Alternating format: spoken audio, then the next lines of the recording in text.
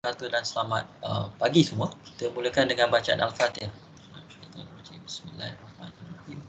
Alhamdulillahirabbil alamin arrahmanir rahim maliki yaumiddin. Iyyaka na'budu wa iyyaka nasta'in ihdinas siratal mustaqim. Siratal ladzina an'amta 'alaihim ghairil maghdubi 'alaihim waladdallin. Amin. Rabbi shrah li wa yassir li amri wahlul 'uqdatam min lisani yafqahu qawli. Amin. Baiklah, jadi ini adalah kelas fizik moden yang kedua, right?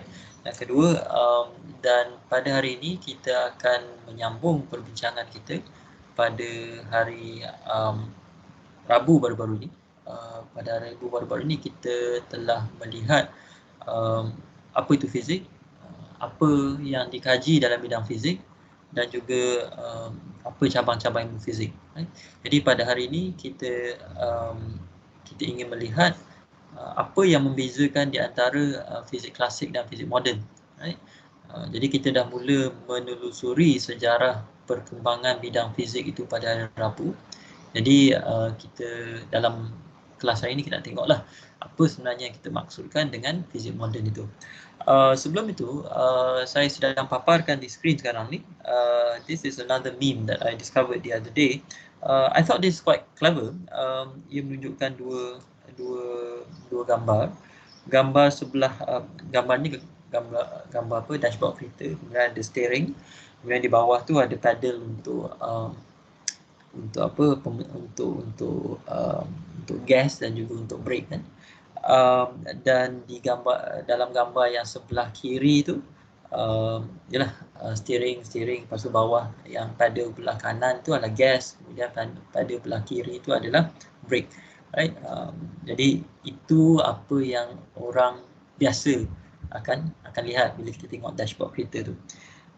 Yang menariknya adalah yang gambar di belah kanan itu, gambar yang sama, tetapi apabila dipandang dari kacamata seorang ahli fizik ataupun seorang yang belajar fizik lah. Dan kalau lihat di situ, steering tu pun jadi accelerator, yang brake pad tu pun jadi accelerator juga, dan yang gas pedal tu pun jadi accelerator juga. Dan kalau kita belajar fizik, kita tahulah kenapa setiap semua tiga-tiga itu sebenarnya dia berkait dengan pecutan. Dan saya biarkan kepada awak semua untuk memikirkan maksud di sebalik meme ni lah. Tapi ini berbalik kepada apa yang kita bincang hari Rabu, tentang bagaimana sekiranya kalau kita belajar fizik, cara kita memandang alam sekeliling itu akan berubah, right? Dan ini boleh menjadi sumber kelebihan kepada kita, right? Sebab kita memahami apa yang berlaku di sekeliling kita. Jadi tak banyak perkara yang berlaku di sekeliling kita tu yang menjadi suatu yang misteri, suatu yang menakutkan, kan? Suatu yang menimbulkan ketakutan ataupun rasa seram dalam diri kita. Itu kelebihan apabila kita mengetahui bagaimana sesuatu berlaku, bagaimana sesuatu di sekeliling kita tu berlaku, right? Namun mempelajari ilmu fizik pun ada, bukan kata kelemahan, tapi ada cabarannya. Dalam arti kata ada beberapa konsep yang kita gunakan dalam fizik yang agak jauh daripada pengalaman harian kita. Misalnya kalau lihat meme yang saya tunjukkan itu kan, untuk orang awam, pada mereka cuma gas pedal itu sajalah yang bertanggungjawab untuk memecutkan kereta, sebab dalam kepala mereka memahami itu sebagai apa-apa tindakan yang melajukan kereta kan. So kalau kereta semakin laju, maka itu adalah pecutan, right? Tetapi kita sebagai pelajar fizik ataupun kita sebagai ahli fizik, kita tahu bahawa pecutan itu adalah tanda adanya daya kan. Itu menujukan kenderaan, tetapi dia juga merujuk kepada keadaan di mana apabila kenderaan tu memperlahan, right? Dan pecutan itu bukan sekadar melibatkan pertambahan laju atau pengurangan laju, tetapi ia juga melibatkan perubahan arah kan, sebab pecutan itu adalah vektor kan. Jadi kalau vektor itu berubah arah pun kita gelarkan dia sebagai pecutan kan. Kalau dia berubah magnitude pun kita gelarkan dia sebagai pecutan. Cumanya untuk orang awam, mereka cuma mereka tak faham keseluruhan tu, tapi mereka cuma faham kalau pecutan dan menjadi semakin laju, dan laju itu adalah kenaikan laju kereta itulah. Jadi perbezaan apa yang kita sebagai ahli fizik faham tentang pecutan dengan apa yang orang awam faham tentang pecutan itu kadang-kadang dia boleh menimbulkan jurang lah, boleh jurang di antara kita yang belajar fizik, right, ataupun ahli fizik dengan orang awam yang tak belajar fizik kan, sebab istilah yang sama boleh membawa maksud yang berbeza kepada kedua-dua golongan ini. Satu lagi contoh yang mudah adalah contoh berat, perkataan berat kan. Dalam fizik, perkataan berat itu ada maksudnya yang khusus kan? Tapi untuk orang awam berat tu digunakan secara longgar kan. Jadi kalau kita tak sedar bagaimana istilah fizik tu difahami oleh orang awam, difahami atau mungkin disalahfahami oleh orang awam, maka itu akan menimbulkan rasa bingung di pihak orang awam tu bila kita bercakap tentang fizik. Tapi saya rasa itu adalah harga yang kita bayar apabila kita mempelajari apa-apa satu bidang dengan mendalam. Setiap bidang yang kita dalami itu memang akan ada istilah je yang perlu kita gunakan, dan tak semestinya semua orang akan faham istilah tersebut. Tetapi itu tak maksud yang orang awam tidak boleh cuba belajar tentang istilah tu kan. Kita tak pernah menghalang siapa untuk belajar fizik kan. Cumanya kalau dalam kepala kita sudah ada mindset fizik tu susah, fizik tu hanya untuk orang pandai, fizik tu hanya untuk budak lelaki saja, budak perempuan tak boleh kuasai fizik. Kalau kita sudah ada mindset semikian, maka memang agak sukar untuk kita menguasai fizik lah, sebab kita dah memberitahu diri kita yang kita dah meletakkan halangan dalaman kepada diri kita, right? So itu tentang meme ni. Jadi saya share dalam ni. Pada hari ini kita ingin melihat worksheet yang kedua, right? Jadi worksheet yang kedua tu kalau kita ke, let's see, saya ke, right? Kalau ke awak ke UKM Folio, kemudian awak pergi ke bahagian minggu 2, kita akan lihat ni lah. Dan kalau klik ni, right, klik ni, dan saya rasa I need to unshare this and share this another one. Mana? Ya. Situ. Mana kebenaran ni? Share, I need to share this window. Right. Jadi untuk latihan yang kedua, dan seperti mana latihan ini, kita diberikan, right, kita diberikan satu rajah, kemudian kita perlu menjawab soalan-soalan berdasarkan rajah tersebut, right. Jadi rajah, ada banyak maklumat yang terkandung dalam rajah ini.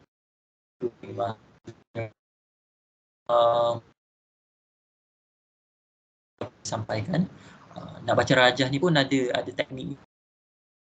Kita nak baca atas bawah, right? Kita bila nak baca rajah, dia tak sama teknik dia dengan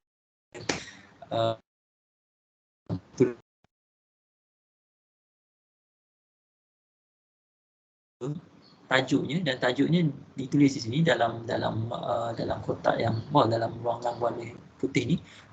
Baca tajuk ini dulu. Ini tentang apa? Right? Tajuk. Baru right, kita tengok bahagian-bahagian yang ada dalam rajah ni, right? Jadi ada 5 soalan untuk saya mau masuk. Saya akan masukkan awak semua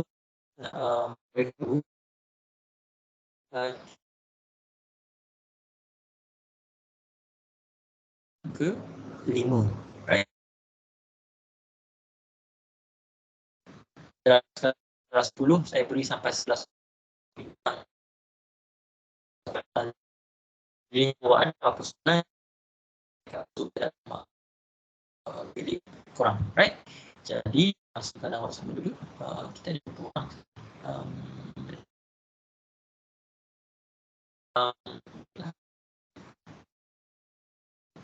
Ya, sudah.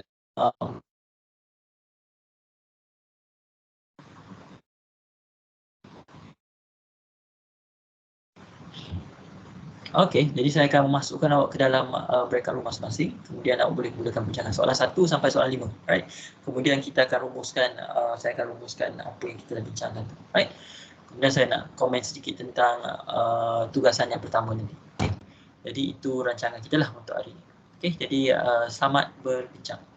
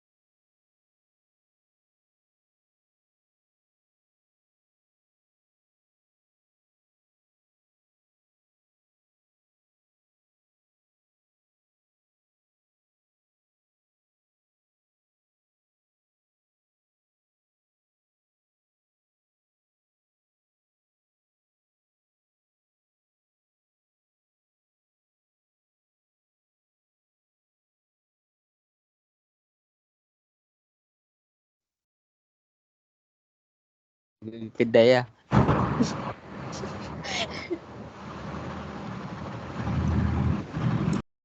Kalau kat luar Absen dah dekat grup besar.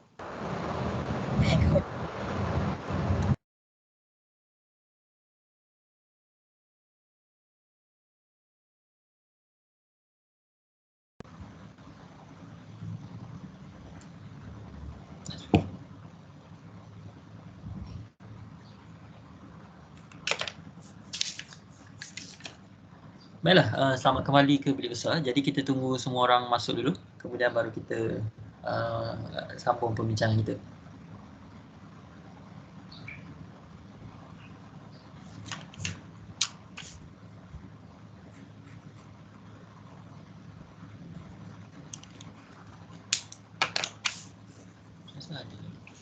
Baik, jadi saya rasa kita boleh sambung pembincangan kita. Jadi ini adalah rajah yang rajah pertama tadi tu, dan ianya apa yang dilakukan oleh pelukis rajah ni, dia cuba memaparkan sejarah perkembangan fizik itu dalam bentuk peta, right? Dan kenapa saya mulakan sebenarnya mulakan fizik moden ni dengan cakap tentang sejarah fizik semua ni adalah saya nak awak faham bahawa fizik itu bukan saja tentang formula, right? Fizik bukan sekadar menghafal formula, fizik bukan sekadar menghafal konsep ataupun hukum. Tapi fizik juga, fizik sebagai satu cabang ilmu tu ada sejarahnya, right? Dan fizik tu sentiasa berkembang, right? Saya nak awak sedar bahawa fizik tu je sentiasa saban tahun ada penemuan-penemuan baru tentang fizik, right? Dan kalau awak ada rezeki, insya-Allah awak sendiri boleh menyumbang kepada penemuan tersebut, right? Jadi bila kita diberikan rajah sebegini, right? Perkara pertama yang saya selalu nasihatkan pelajar adalah jangan panik, right? Jangan panik, dan setengah pelajar jangan panik sebab dia akan kata, well, ini kursus fizik moden, kenapa sebagi rajah tentang sejarah fizik, kenapa kita belajar sejarah fizik, kenapa kita kena tahu nama-nama tokoh-tokoh semua ni, kan? Pada saya, well, dia ada, macam saya sebutlah, tujuan saya mulakan dengan sejarah ni sebab saya nak awak semua sedar yang fizik ni ada permulaan je, kan? Ada babak di mana dia sedang berkembang. Kemudian kita sekarang ni, fizik yang awak sedang belajar sekarang ni, yang awak telah belajar dalam tahun 1, awak sedang belajar, kan, dengan Dr. Yap, dengan Dr. Zana, dengan Dr. Rivi, ada sejarahnya, kan? Maksudnya ilmu fizik tu bukan tiba-tiba muncul macam dicampakkan dalam hati awak semua, tapi ada orang yang telah berusaha gigih untuk membangunkan teori-teori fizik ini, untuk melakukan eksperimen-eksperimen yang menemukan teori-teori fizik ini, right? Dan kita kena tahu sekurang-kurangnya tokoh-tokoh ni dan apa yang mereka telah lakukan supaya kita boleh menghargai jasa dan sumbangan mereka, right? Kalau kita tidak berterima kasih kepada manusia dan kita tidak berterima kasih kepada Tuhan, right? Dan kalau kita tak belajar sejarah ni, kita ni jadi macam budak kecil, kan? Kita rasa macam semua ni berlaku, kita tak tahu datang dari mana sesuatu, kan? Dan itu sebabnya kalau seorang tu dilahirkan, kan, tanpa mengenali ibu dan ayahnya, dia akan cuba untuk cari siapa ibu dan ayahnya sebab memang naluri manusia untuk tahu asal-usul sesuatu, kan, khususnya asal-usul diri dia. Jadi sama juga tentang fizik ni, ada baiknya, ada manfaatnya sekiranya kita mengetahui tentang sejarah bidang kita, kan, supaya kita taklah ingat fizik tu sekadar formula saja, sekadar matematik saja, kan. Kalau kita bagus dari segi formula dan matematik fizik, tak apalah. Tapi kalau formula dan fizik, formula dan matematik fizik pun kita tak bagus, dan apa salahnya, kan, kita mempelajari juga aspek sejarah fizik tu, kan. Untuk setengah pelajar, apa yang saya dapati adalah bila mereka tahu sejarah fizik tu, itu akan menaikkan semangat dan minat mereka untuk belajar fizik tu sebab mereka sedar bahawa fizik ni ada sisi sejarahnya, and they learn to love physics through its history as well, right? Jadi untuk memahami rajah ni, macam saya sebut, kita kena mula satu persatu, right? So I will guide you through this tu. Jadi mula-mula kita baca dulu apa tajuk rajah ni, right? So tajuknya kalau baca kat sini, dia kata this is a map of physics containing, yang mengandungi sejarah perkembangan fizik as will be of interest to physicists, students and laymen at large, yang berguna untuk ahli fizik ataupun pelajar-pelajar fizik ataupun orang awam. Dalam peta ini, right, also giving a description of the land of physics as seen by the daring souls who venture there, and more particularly the location of villages named after pioneers physicists as found by the many rivers, right? Jadi di situ dia jelaskan rajah ni adalah rajah yang memaparkan sejarah perkembangan fizik, di mana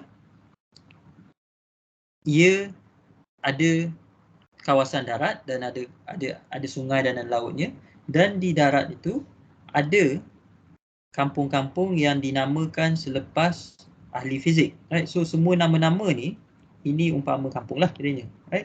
Hooke, Newton, Leibniz, Laplace, right? Jadi setengah-setengah nama ni mungkin awak pernah dengar, right? Setengah nama tu mungkin awak belum pernah dengar, tapi baguslah kalau awak dah dengar nama tu, right? Jadi apa yang cuba dibuat sini adalah untuk menggambarkan fizik tu semacam sebuah negara, right? Dan tokoh-tokoh dalam sejarah fizik itu diwakili oleh kampung-kampung atau bandar-bandar dalam negara tersebut. Okay. Kemudian dijelaskan juga apa itu fizik, dan ini penjelasan dia. Physics is science which concerns itself with the fundamental laws of the material universe. Right? Fizik adalah cabang ilmu yang cuba untuk membongkar hukum-hukum asasi yang mentadbir alam fizikal kita. Right? Kenapa dia kata alam fizikal? Sebab fizik hanya berkait dengan apa yang bersifat kebendaan. Right? Jadi kalau bercakap tentang syurga, neraka, Tuhan, semua tu, itu bukan itu sesuatu yang bersifat bukan benda kan. Jadi kita tidak boleh menerangkan wujudnya syurga ke, wujudnya neraka, wujudnya siksa kubur ke menggunakan fizik. Itu berada di luar lingkungan ilmu fizik. Dan itu penting untuk kita fahami supaya kita tidak menyalahgunakan fizik tu untuk cuba menjelaskan benda yang tak sepatutnya fizik terangkan pun, right? Kalau dengar ustaz-ustaz kita, kadang-kadang ada setengah ustaz kita yang gelojoh untuk cuba menerangkan tentang tentang mukjizat dari segi sains, dari segi fizik. Tetapi mereka yang berbuat sedemikian sebenarnya telah menyalahgunakan fizik, sebab fizik adalah ilmu yang berguna untuk sewaktu kita berada di dunia ni saja, kan? Sebab saja kita dah mati, dah masuk kubur nanti, kita tak akan guna pun hukum Newton ke, hukum Maxwell ke, kan, untuk membimbing kita di alam barzah nanti, kan. Jadi fizik adalah ilmu yang berguna selagi kita hidup di dunia lah, sebab ia bercakap tentang hukum-hukum yang mentadbir alam jasmani ni, right? So itu takrifan fizik. Kemudian kalau awak lihat di sini pula,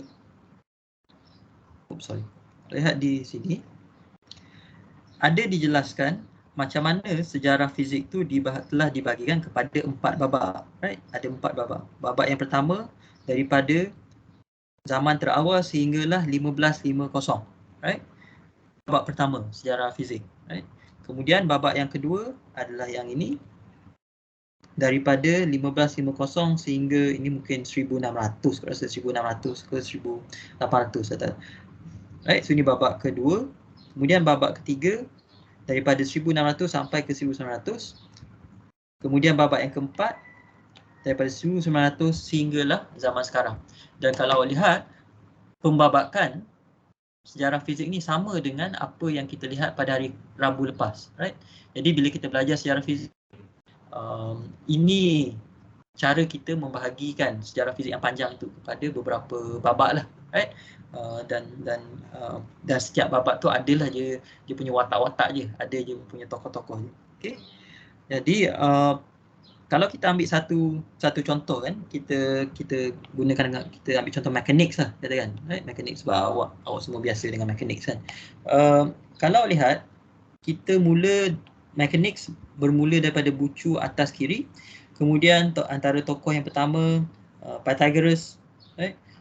Aristotle, Archimedes, kita bergerak dari sini menelusuri sungai ni, kemudian Da Vinci, Kepler, Galileo. Bila sampai ke Galileo ni dah mula masuk mekanik yang awak belajar dengan Dr. Zalita pada tahun 1. Right? Kepler ni pula, awak pun dah belajar tentang Kepler dengan Dr. Zalita rasanya untuk hukum gerakan Kepler semua ni kan. Kemudian kalau kita pergi lagi, Pascal, right? Pascal, hukum Pascal, Boyle, hukum gas, Hooke, tentang spring. Kemudian di sini kita sampai kepada Newton. Dan kalau lihat, disenaraikan di sini sumbangan Newton, right? Karya dia Principia, kemudian Fluxion. Fluxion ni adalah teknik matematik yang hampir sama dengan calculus yang dicipta oleh Newton, right? Kemudian F sama dengan G m/r², ini adalah hukum kegravitian Newton. Kemudian F sama dengan ma. Semua ini adalah sumbangan Newton, right? Kemudian selepas Newton ada Leibniz, dan di sebelah Leibniz tu kalau lihat ada tanda kameran. Leibniz adalah orang yang bertanggungjawab untuk memperkenalkan simbol calculus dy dx, kameran yang kita gunakan sekarang, right? Jadi Leibniz adalah salah seorang pelopor bidang calculus lah, right? Jadi kalau awak dan tanpa calculus fizik moden, fizik sebenarnya agak sukar untuk berkembang, right? Kemudian Laplace, right? D'Alembert, Bernoulli, right? So kita bergerak daripada hulu sungai ni sehinggalah ke hilir je, sampai ke bawah ni, sampai ke sini, right?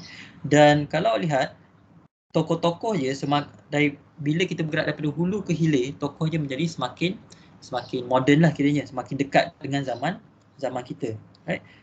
Jadi itu cara kita memahami raja ni. Dan awak boleh buat yang sama juga untuk misalnya untuk bunyi, right? Untuk electricity pun sama juga, right?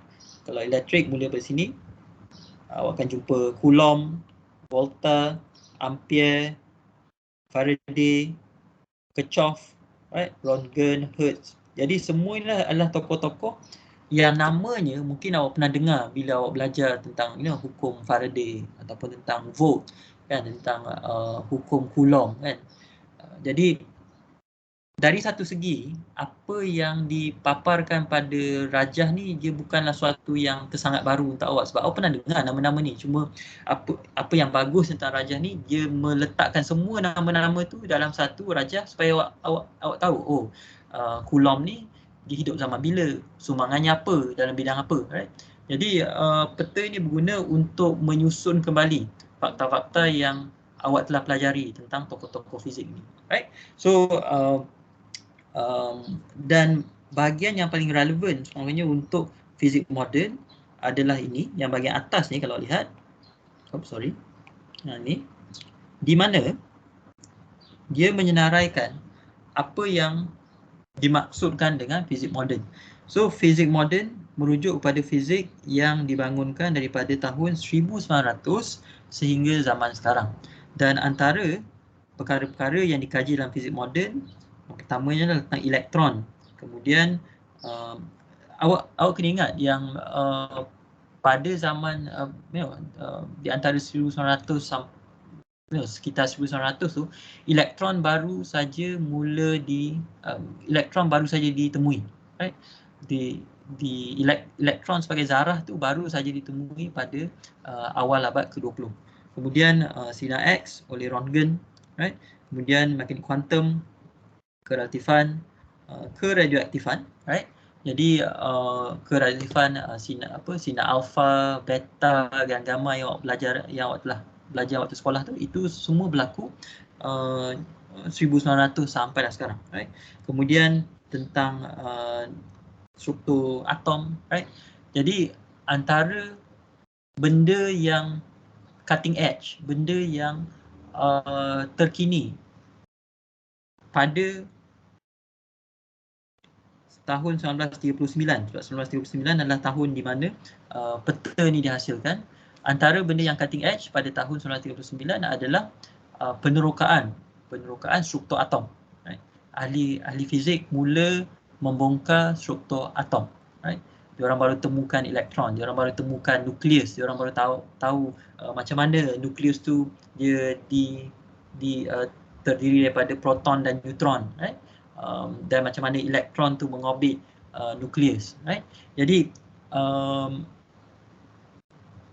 kajian tentang atom, tentang nukleus adalah kajian yang kiranya yang terkini pada sekitar tahun 1939, right? Dan dan ada satu soalan yang ditanyakan dalam worksheet tu, dia tanya apakah peristiwa besar yang berlaku sekitar tahun 1939 tu, dan salah satu peristiwa besar yang berlaku adalah peperangan dunia kedua, right? Dan peperangan dunia kedua ni seringkali digelar sebagai peperangan ahli fizik, right? It's often called the physicist war, right? World War I, Perang Dunia Pertama, sering dikenali sebagai peperangan ahli kimia, manakala Perang Dunia Kedua seringkali dikenali sebagai peperangan ahli fizik. Kenapa peperangan dunia kedua dikenali sebagai ahli fizik? Sebab ramai ahli fizik yang terlibat dalam usaha peperangan, sama ada sebagai askar ataupun sebagai orang yang bertanggungjawab untuk menghasilkan senjata, right? Senjata nuklear, senjata atom, kan?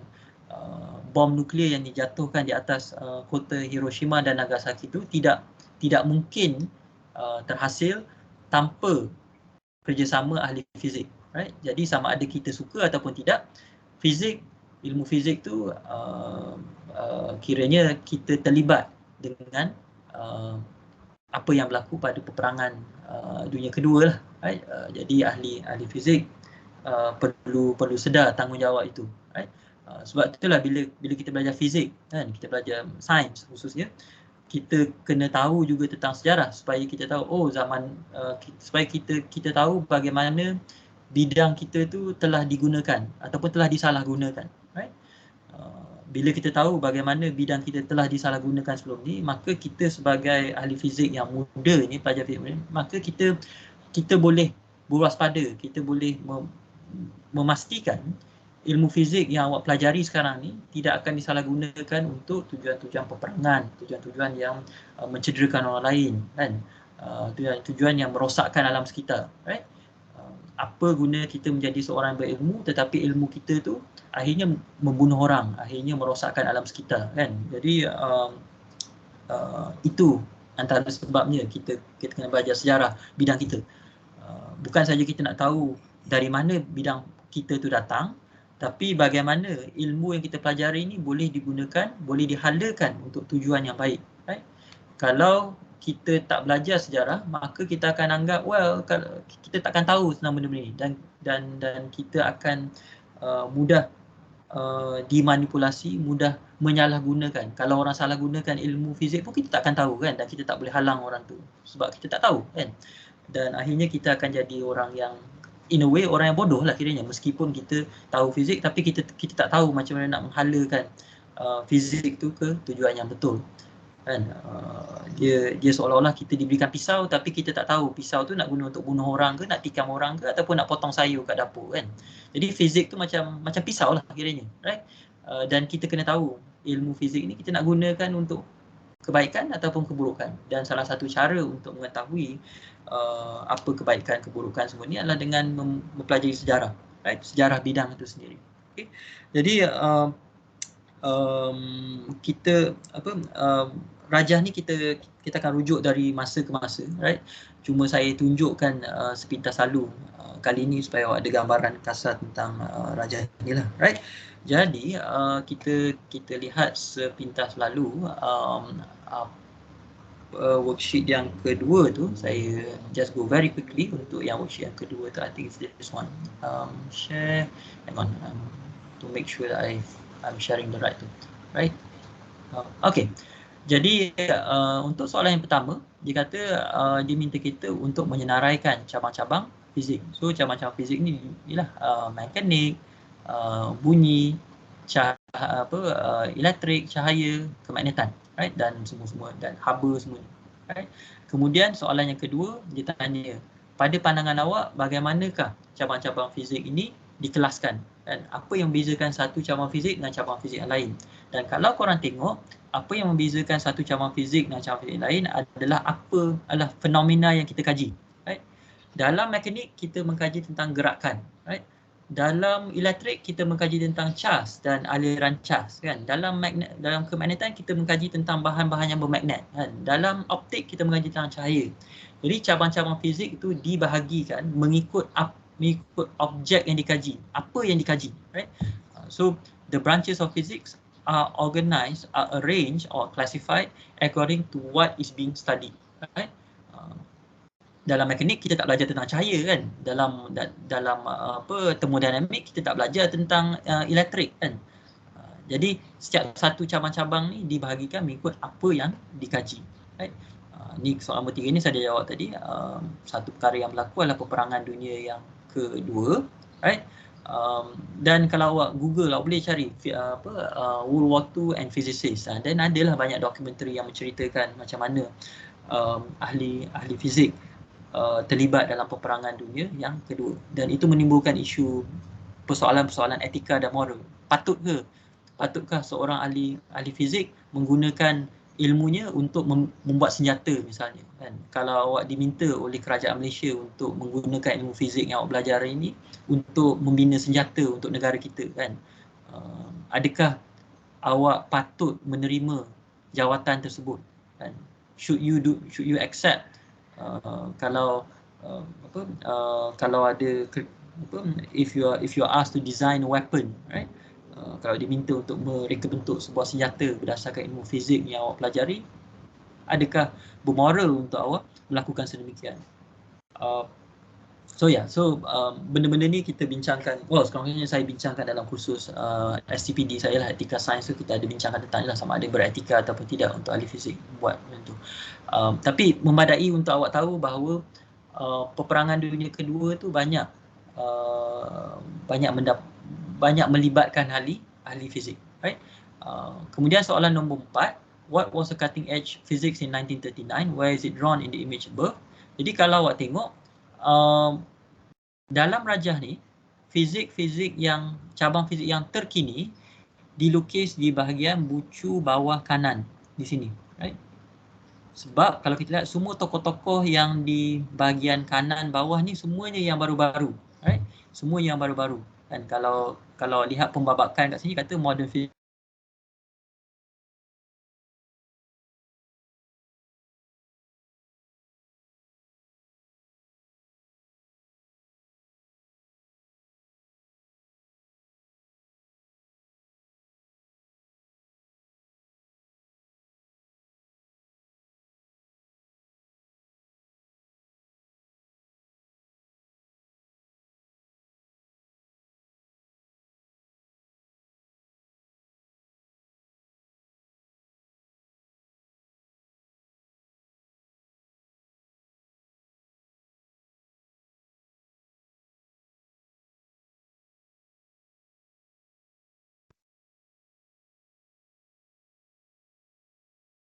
saja untuk let's see, saya okey. Right, jadi saya rasa line saya terputus tapi tak apa. Saya membincangkan soalan nombor 4 tadi. Cutting edge of physics ni terletak di bucu kanan rajah ni, right? Bucu kanan rajah ni. Sebab di sinilah bertumpunya semua tokoh-tokoh yang baru. Okey. So itu saja untuk soalan nombor 5 ni lebih pada pandangan lah. Jadi awak boleh jawab sendiri. Awak boleh teruskan di masa senggang awak nanti, soalan 8 nanti, untuk menjawab soalan nombor 6, 7, 8 dan 9. Sampai 10 lah.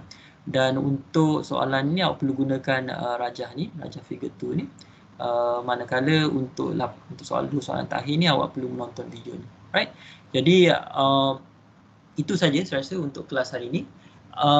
Sebelum kita tu,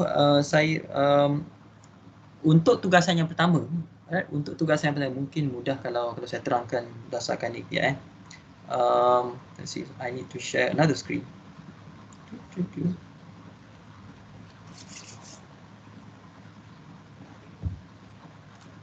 Baik, untuk tugasan yang pertama, I think it's this one here. Pasti. Baik, untuk tugasan yang pertama, awak dibekalkan rajah ni, dan saya nak terangkan saya rajah ni rajah tentang apa. Rajah ni menunjukkan sejarah alam semesta sejak awal penciptaannya sampai dah sekarang. Jadi kalau lihat, this is today, universe today, right? This is the early universe, right? Jadi bila kita bergerak pada bawah sampai ke atas, di sini adalah permulaan alam semesta, permulaan, dan inilah sekarang. Right? Apa yang penting dalam rajah ni adalah kalau korang lihat alam semesta sewaktu dia masih muda, alam semesta yang muda tu dia lebih panas dan lebih padat berbanding dengan alam semesta sekarang. Macam mana kita tahu tu? Sebab kalau korang tengok ada dituliskan sini suhu alam semesta pada setiap peringkat ni. Right, these are the temperatures. Dan kalau korang tengok, apabila kita bergerak daripada awal alam semesta sampailah sekarang, suhu alam semesta tu semakin menurun, semakin menyejuk.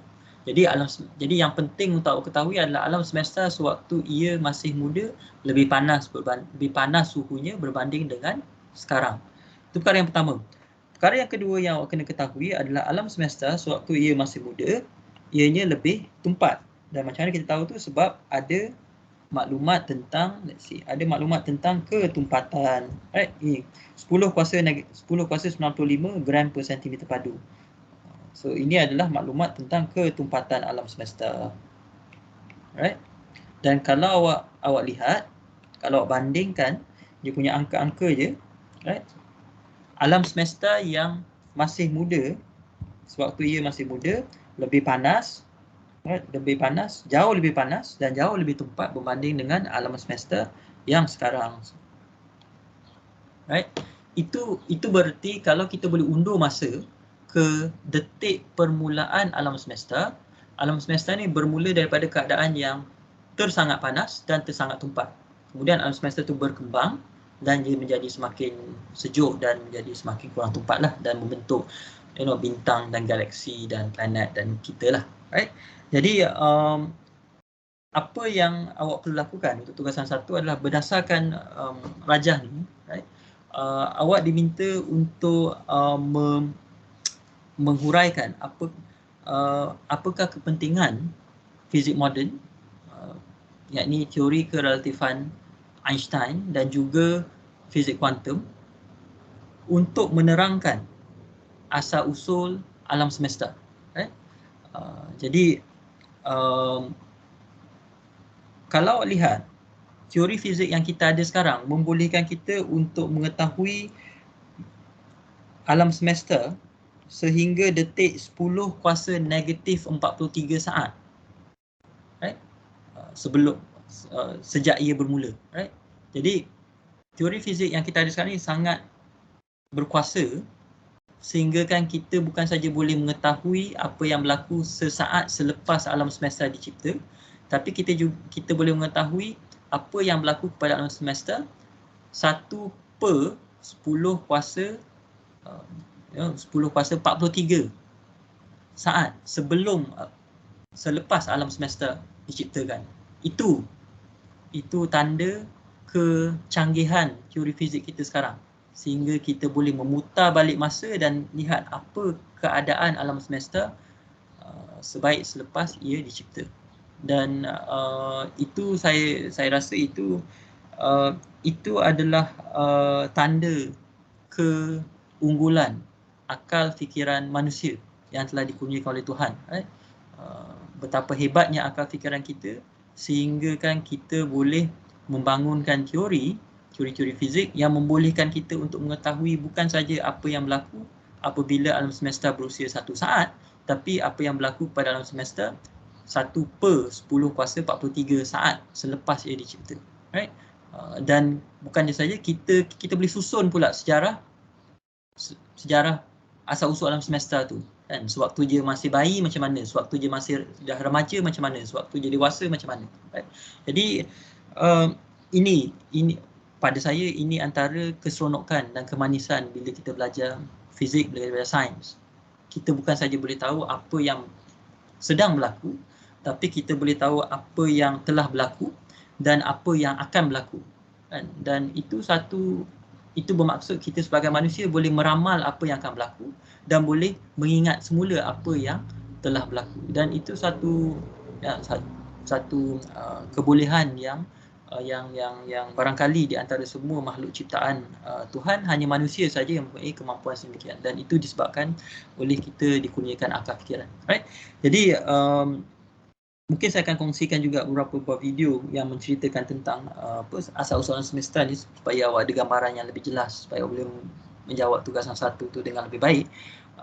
Tapi kalau awak ada apa-apa soalan, awak boleh tanyakan dalam grup Telegram tu lah, right? Jadi jam dah menunjukkan 12 suku dan hari ni pun hari Jumaat, jadi mungkin awak nak ada di kalangan kita nak solat Jumaat, jadi saya berhenti di sini dan kita jumpa lagi pada hari Isnin hadapan, right? Untuk kelas dalam talian pada hari Isnin hadapan, right?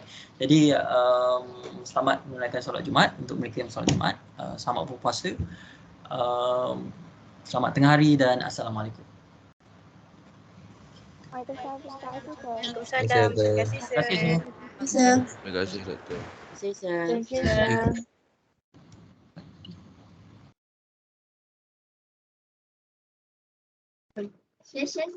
kasih.